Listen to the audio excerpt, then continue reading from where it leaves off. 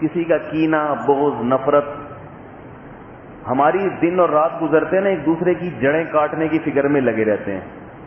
دفتروں میں کیا ہوتا ہے کہ یہ پیچھے چلا جائے میں آگے نکل جاؤں. ایک امپلائی جو ہے دوسرے کے بارے میں اپنے باس سے اس کی شکایتیں کرتا رہے گا سارا دن بیٹھ. شب برات کو رات کو پوری اچھی طرح عبادت کی، ٹھیک ہے، پوری عبادت کی رات، صبح جا کے پھر آفس میں اپنے کولیگ کی برائی شروع کر دی کہ یہ ایسا ہے، یہ سر آپ کو پتہ نہیں ہے، ویسے میں زیادہ اس طرح کی باتیں کرتا نہیں ہوں، میری عادت نہیں ہے کسی کے عیب اچھالوں، کسی کے کیڑے نکالوں، لیکن میں نے کہا ایسا نہ آفس کا ماحول خراب ہو جائے. بندہ صحیح ہے نہیں ہے. بندہ جو ہے نا اصل میں دل میں حسد ہے کہ اس کو ترقی کیوں مل رہی ہے اور میں کیوں پیچھے جا رہا ہوں. تو بھائی جانے تو اس کو ترقی اگر مل جائے کوئی بات نہیں، دل میں یہ نیت کر لو بھائی اللہ ہے جس کو چاہتا ہے نواز دیتا ہے، جس کی تو رزق اللہ کے ہاتھ میں. اصل ترقی کون سی ہے؟ آخرت کی. ہو سکتا ہے اللہ آخرت میں مجھے آگے لے جائے، بس اس کے پیچھے لگنا چاہیے. تو غلط طریقے سے ترقی کی کوشش کرنا یہ تو اچھا کام نہیں ہے نا، کسی کی برائیاں کر کر کے. تو حسد، پھر 2 نمبری، 2 گلی پالیسی. سامنے کچھ ہیں، پیٹھ پیچھے کچھ اور ہے. سامنے مکھن لگاتے رہتے ہیں، سر آپ بہت اچھے ہیں، سر باس کی تو زیادہ چاپلوسی ہوتی ہے نا، تو ایسے اس کے وہ جیسے ہی جائے گا بولے گا میں تو ایسے ہی اس کو بیوقوف بنا رہا تھا، ابے میں تو ویسے ہی اس کو بیوقوف بنا رہا تھا. تو بغض ہے، حسد ہے، کینہ. کینہ کا مطلب حسد میں کیا ہوتا ہے؟ حسد کہتے ہیں کہ آپ کسی کی نعمت کو دیکھ کے جلنا شروع ہو جائیں. پہلے تو دل میں تکلیف ہوتی ہے یہ کیا ہو رہا ہے، پھر اس کا نتیجہ یہ نکلتا ہے کہ آپ یہ چاہتے ہیں کہ یہ ترقی میں پیچھے چلا جائے. آپ اس سے آگے جائیں یا نہ جائیں، کم از کم اس کے پاس یہ نعمت نہ ہو. یہ حسد ہے. اور کینہ کسے کہتے ہیں کہ خام خواہ کا بغض. جیسے ایک آدمی سے غلطی ہوئی تو آپ کے دل میں اس کی ایک نفرت پیدا ہو گئی، اس نے ظلم کیا، آپ کے ساتھ زیادتی کی، اب بعد میں اس نے آپ سے معذرت کر لی یا اس کی تلافی کر لی، لیکن آپ اس کی نفرت کو لے کے بیٹھ گئے ہیں. اس کو کہتے ہیں کینہ. دل سے نکالتے نہیں ہیں آپ.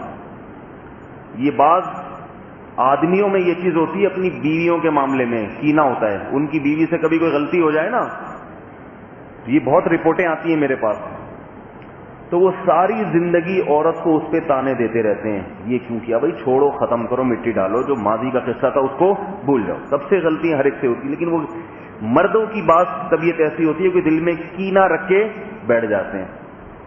اللہ نے نا بعض بیماریاں ایسی ہیں جو، جیسے بعض جسمانی بیماریاں اللہ نے جانوروں سے انسان کو اس کا علاج سکھایا ہے، تو ایسے ہی بعض روحانی بیماریاں بھی جانوروں میں ہوتی ہیں. ان کو سمجھانے کے لیے جانور کی مثال دینی پڑتی ہے. جیسے وفاداری ایک اچھی صفت ہے، اس کو سمجھانے کے لیے لوگ گھوڑے کی اور کتے کی مثال دیتے ہیں. تو مثالیں اللہ نے اس لیے رکھی ہے نا تاکہ سمجھ میں آ جائے بھائی اس کو کہتے ہیں وفاداری. بہادری ایک اچھی صفت ہے. کسی کی سمجھ میں نہ آ رہا ہو کہ بہادر کسے کہتے ہیں تو آپ اس کو شیر کی مثال دے سکتے ہیں. اور کسی کے، اور ایک چیز ہوتی ہے چالاکی، ڈیڑھ ہوشیاری. ایک تو ہوتا ہے نا ہوشیار آدمی، ذہین آدمی، یہ تو اچھی صفت ہے.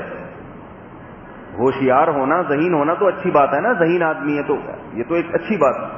لیکن ایک ہوتا ہے ڈیڑھ ہوشیار. یہ کسے کہتے ہیں؟ چالاک آدمی، جو اپنے مفاد میں بڑا ہوشیار ہوتا ہے اور دوسروں کے معاملے میں آ کے بیوقوف بن جاتا ہے. اس کی یہ ایک بری صفت ہے، یہ اللہ نے کوے میں رکھی ہے. کوا جو ہے نا، کوا وہ ڈیڑھ ہوشیار ہوتا ہے، لیکن اللہ نے اس کی سزا بھی بیان یعنی اس کی سزا کی مثالیں بھی رکھی. کتنا ہوشیار ہوتا ہے کوا، ایسا چالاک ہوتا ہے، صرف اپنے مفاد میں، اپنے ذاتی مفاد میں بہت ہوشیار ہوتا ہے. کوے کی بڑی مثال ہے، میں نے خود کووں کو ایسی ہوشیاریاں کرتے ہوئے دیکھا ہے، بڑے ہوشیار ہوتے ہیں. ایک دفعہ میں نے دیکھا کوا جو ہے نا، اس نے کمبخت نے روٹی کھائی اور جو ٹکڑا بچ گیا نا وہ کارنر پہ لے جا رہا ہے، کونے پہ لے جا کے پتھر کے نیچے چھپا دیا. اس نے چھپا اس لیے کسی اور کی نظر نہ پڑ جائے اس کے اوپر، تاکہ اگلے وقت میں بھوک لگے گی تو دوبارہ آ کے کھا لوں گا میں. اتنا ہوشیار. اور کیا کرتے ہیں کہ اگر کوئی بلی درخت کے نیچے آگے بیٹھ جائے نا جہاں ان کا بچہ ہو, تو یہ احتیاطاً اسے وہاں سے مار مار کے بھگا دیتے ہیں. تو یہ بھی سیلف ڈیفenس ہے نا, پہلے پیشگی اس کے لیے. لیکن جو ڈیڑھ ہوشیار ہوتا ہے نا, اللہ اس کو اس کی ہوشیاری کا مزہ چکھا دیتے ہیں. یہ ڈیڑھ ہوشیار ہے تو اللہ نے کوئل اور مینا کو ڈبل ڈیڑھ ہوشیار بنایا ہے. ٹھیک ہے نا, اب ڈیڑھ ہوشیار کی سپرلیٹو ڈگری کیا ہوگی یہ تو آپ اس کو ڈبل کر لیں. ان کے ساتھ انہیں بیوقوف کون بناتا ہے؟ کوئل. اور ایسا بیوقوف بناتی ہے, وہ کیا کرتی ہے, کوے کی مادہ نے جہاں انڈے دیے ہوئے ہوتے ہیں نا, کوی نے مثلا 6 انڈے دیے ہوئے ہیں. اب وہ انہیں سہ رہی ہے کہ بھئی چلو میرے بچے نکلیں گے چھوٹے چھوٹے, بڑے ہوں گے پھر اسکول جائیں گے, بڑے اس نے امیدیں لگائی ہوئی ہیں. کوئل کیا کرتی ہے, اپنا ایک انڈا اس میں رکھ کے چلی جاتی ہے کہ بھئی میرے پاس ٹائم نہیں ہے, میں نے انڈا تو دے دیا ہے. بہن تم بچہ پال کے, جیسے بعض خواتین ہیں نا, اولاد تو ہو گئی, اب پالنے کی ٹینشن, تو کسی کو دے دیا, بھئی تم رکھ لو, بڑا ہو جائے گا تو ہمیں دے دینا. کوئی رکھتا ہے کسی کے بچے کو؟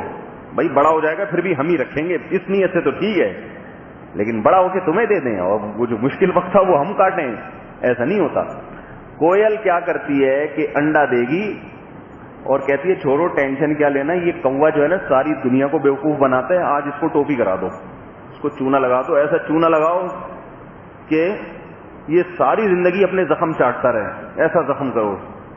تو وہ کوئل کیا کرتی ہے, کوئل بھی اور مینا کا بھی سنا ہم نے, وہ کیا کرتی ہے کہ ایک انڈا اس میں گھسیڑ دیتی ہے, اور یہ ہوشیاری کرتی ہے کہ کوا تو بڑا ہوشیار ہے نا, جب اس کی مادہ آئے گی دیکھے گی تو یہ تو 6 تھے, یہ 7 کہاں سے ہو گئے. تو کوئل ایک ہوشیاری یہ کرتی ہے, اس میں سے ایک انڈا گرا دیتی ہے تاکہ کاؤنٹنگ میں وہ پورے ہو جائیں. یہ حقیقت ہے. وہ کوے کی مادہ اسے سیتی رہتی ہے, انڈے سے چوزا بھی نکلتا ہے, وہ چھوٹے چھوٹے ہوتے ہیں, اس کے سمجھ میں نہیں آتا, تھوڑا سا پریشان تو ہوتی ہے, لیکن وہ کہتی ہے, اس کا یہ خیال ہوتا ہے مجھے کون بیوقوف بنا سکتا ہے. جو بھی ڈیڑھ ہوشیار ہوتا ہے نا, وہ کیا ہوتا ہے, وہ سمجھتا ہے کہ مجھے دنیا میں کوئی بیوقوف نہیں بنا سکتا. تو وہ کھلاتی بھی رہتی ہے. جب وہ بڑا ہوتا ہے نا, اور وہ سارے کائیں کر رہے ہیں اور یہ کچھ اور کر رہا ہے, پھر اس کو سمجھ میں آتا ہے بھائی یہ کیا ہے, پھر وہ مارتی ہے, اس کو بھگاتی ہے, لیکن وہ اس وقت تک اتنا بڑا ہو چکا ہوتا ہے کہ اب وہ کہتا ہے کوئی بات نہیں, ہم جا رہے ہیں وہاں. تو اب اللہ نے یہ مثال کوے میں رکھی یہ سمجھانے کے لیے کہ دیکھو ڈیڑھ ہوشیاری کسے کہتے ہیں اور ڈیڑھ ہوشیار لوگوں کے ساتھ ہوتا کیا ہے. تو زیادہ ہوشیار بننے کی کوشش نہ کیا کرو, اپنی ہوشیاری کو بھی ایک حد تک رکھا کرو. تو میں یہ عرض کر رہا تھا کہ حسد ہے, کینہ ہے, بغض ہے, یہ بڑی بڑی برائیاں ہیں جو ہمارے معاشرے کو جڑوں سے کاٹ رہی ہیں. ان کی طرف ہم لوگوں کی توجہ نہیں ہے. تو ان صحابی کا اچھا عمل کیا تھا کہ بھئی دل میں کسی سے کینہ یا بغض نہیں. ٹھیک ہے, جس سے لڑائی ہوئی, جھگڑا ہوا, اسی وقت جو بھی حساب کتاب ہے ختم کرا کے رات کو جب سوئیں گے تو کینہ اور بغض رکھ کے نہیں, پھر ذہن کو صاف رکھ کے, خالی رکھ کے, بوجھ ہلکا رکھ کے سوئیں گے. کسی کی ترقی کو دیکھ کر جلنا نہیں, اللہ دے رہا ہے ترقی تو اور دے اس کو. تو یہ اتنی بڑی نعمت ہے کہ آپ صلی اللہ علیہ وسلم نے اس پر جنت کی بشارت دی ہے.